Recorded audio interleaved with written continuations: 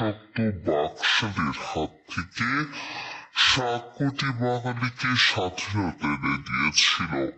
শেখ হাসিনা দুঃশাসন আমরা চোখে দেখেছি, কিন্তু শেখ মুজিবেরটা আমাদের থেকে আড়াল করে রাখা হয়েছে বলেই আমাদেরকে এখনো তাকে বিতর্কের ঊর্ধ্বে রাখার কথা শুনতে হয়।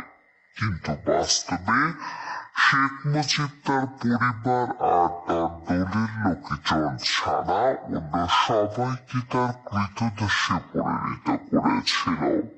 এই প্রজন্ম জানে না এই শেখ পরিবার কতটা ভয়ঙ্কর ছিল। আর যারা শেখের নামে সিন্নি খায় তারা জানে না কত হাজার মানুষকে হত্যা করা হয়েছিল শেখের হুকুমে। আর যারা শেখের জন্য মায়া কান্না করে তারা জানে না শেখের তৈরি রক্ষী বাহিনীর অত্যাচার সম্পর্কে।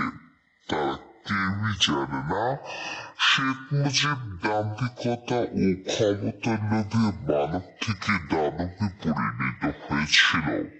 একদল চৌকো সেনা অফিসার তখন মানুষ শেখের হিংস্র থাপা থেকে রক্ষা করে তাকে হত্যার মাধ্যমে।